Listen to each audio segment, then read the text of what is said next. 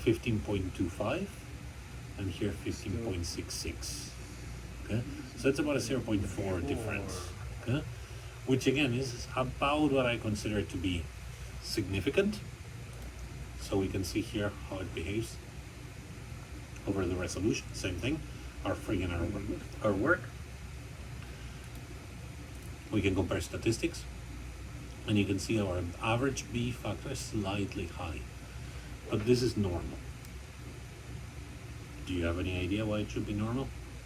For the So what we're looking at here is a comparison between our data and data on the PDB with similar resolution. And so you can see what this tells us is a histogram. So the regions you can see here is the number of molecules, number of deposited structures of about the same resolution at each level. And so you can see that they are free, okay? So most structures are here, okay?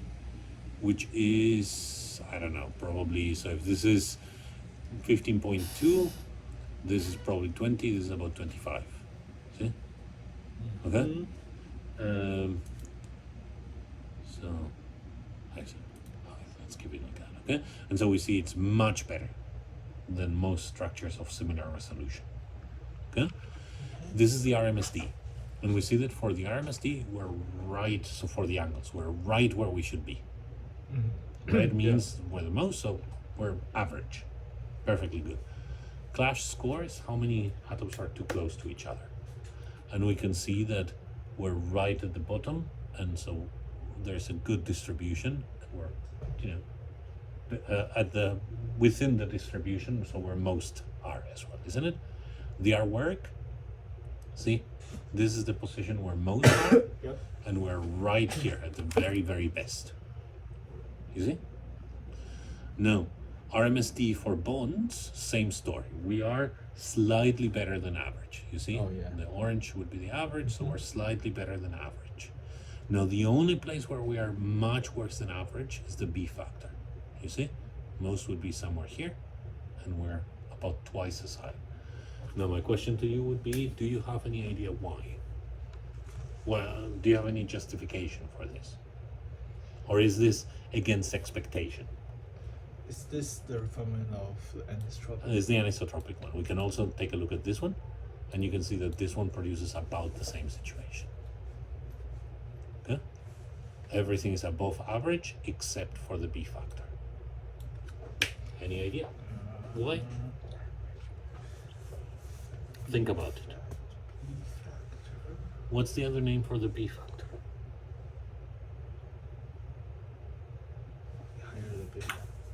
So we can call it B factor, or You mean the APB? no. When we talked in class, we called it either B factor or another name. It's also the reason why you show it in blue and red.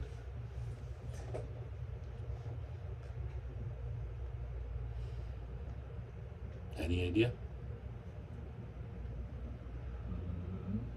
What other things do you show in blue and red in your daily life? What do you normally mean when you show something, when you go, for example, to a restaurant? Temperature Exactly. Exactly. So it's the temperature factor. Yeah. Why is it the temperature? Is it also called the temperature factor? Because it just depends on the temperature, how it flows. Well, what does temperature mean? What does heat mean from a molecular point of view? If the heat just make molecule more dynamic. Exactly. And so, okay, so that's exactly it. So a more dynamic molecule is going to have a higher B factor, and it's called the temperature factor because it mimics to a point how a system with a higher temperature is going to be more dynamic than a system with lower temperature. How are 99.9% of the data collected in the PDB how were 99% in the cryo condition at 100 Kelvin? How did you? This is an X-felt structure. So most of the X-felt will just have higher average B factor. Why? Because we tested in the temperature. We collected a room temperature. So we're collecting about, 170 Kelvin higher. We're collecting at about 170 degrees is higher than what most PDB structures are. Exactly. And therefore, we do expect that the B factor should be much higher on average. Oh, okay. You see? So this is perfectly expected. We expect that a room temperature structure should have a higher B factor than a non-room temperature structure for any given resolution. Oh, Okay?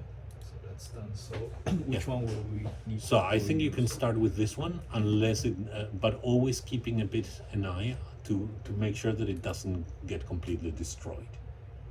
Do you know what I mean? Really off.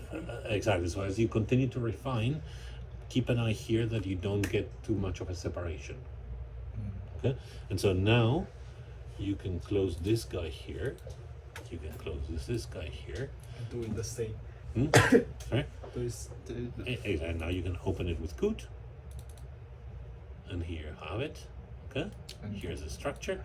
do And it so, again. and observe that here we have quite a blob. You see? Remember, this is where the HDF by design? yes, and you can see that we have actually not one but at least two different conformations. One going like this. So I could imagine actually three. This one, the one that's Yuhei refined, looks quite reasonable. I would delete this guy here, but you can see this, that looks like an amino acid. This one the same thing, this one the same thing, okay? But from this point, you could also imagine the proline being here and then going like this. So going like this, like this, like this, and then at some point sort of joining back here. You see what I mean? But also, Biggest there. exactly, you can see here, this water here, probably that's another conformation right there. You see? Now I don't know if you'll be able to refine it, okay? Because this one looks. My suggestion to you is that what you should do is refine the secondary one. So delete what you cannot see here. Refine the secondary conformation here, okay, and then run another cycle of computational refinement. Or sorry, model this conformation and then run another cycle of computational refinement, and then see if then something appears here. Here, okay. Okay, so that's what I would do, because I think if not, you're gonna go crazy. Okay, so then we can continue to take a look. Okay, difference map peaks. You can set it to 3.5, and of course this is going to be, so see, that guy has to go. Oh, you mean So this one goes here, but this guy here needs to move. needs to move. This one probably has this orientation here. Okay, this is what we had seen here, isn't it? So this is again the same one that we had seen here, and that's water. You see?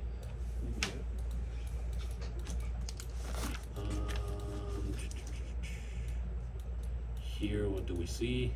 See, this I would say that it's probably a multiple conformation from this one. And this one probably sitting here and here as well. You see what I mean? That the arginine here Yep. is moving to this position, and somewhere in this position. So that it's sort of rotating like this. Lots of water, lots of water, lots of water, that's water, that's this guy here, that arginine. Clearly you can see it. Probably you can even see its secondary conformation here. Oh, yeah. Okay? That's that guy that now should be here. Okay? So this is just that it may have a slightly different conformation. I wouldn't fight it. I think that's perfectly fine. This is the double conformation. So you go through all of this. Okay? What else do you have to do? You can also go through the Ramachandran plot. And so I would show you just the outliers. See? By clicking here, you just see the outliers. And then you should take a look at these outliers and see how they are. Now, This one, for example, is very well defined. At your resolution, I would say this is not an actual outlier. Yeah. You see what I mean? It is an outlier, but what I mean, it is very, very well defined, so I would accept it. Then we can take a look at this one. Same story here. This is a very well defined structure, so I would accept it. This one here, we have the same situation. It is extremely well defined, so yeah. And finally, this guy. Yeah, this one guy is the same, so I wouldn't worry too much about these outliers. Okay? Especially again at your very high resolution. Okay? And then the last thing you have to do is the following. You click on your first one, see? You go here to select where to go. You click on the first amino acid, and now you can go one by one. By pressing a space, you move by one amino acid. Oh. And so you can see, okay, and shift space and you move backwards. Okay, so you see this glycine, fits okay. How about this valine? Yeah, I mean, this is pointing in this direction, which means that this one has to point in this direction. You see what I mean? Yeah. So that means that it has to be in there. How about this lysine? Yeah, that lysine fits great. How about that asparagine? Also fantastic. So I Serine, need great. to check. And you check every single one of the 450 amino acids, okay? And see if you can improve on their orientation and so on, or if they have some water nearby or something is going on. So you check the unmodeled blobs, you check the amino acids, at least one pass, then you run another run of computational refinement, so you save it, run another run of computational refinement, and you continue to do this until it converges. What does it mean until it converges? Well, when you cannot do any better, you come to me, Okay. and then I will tell you. Okay. Basically, what this means in most cases is that neither you nor me can improve on the structure. Okay. Okay, that's the meaning. So yeah, So I'll do the refinement 5 times. yeah, always five Always 5 cycles. times. Always 5 cycles. Yeah. One thing I do when I go for the night, I let it run 30 cycles. Oh. Do you know what I mean? Like if it's gonna run overnight, it might as well run 30 cycles. Okay. Maybe find something interesting. Okay. Okay.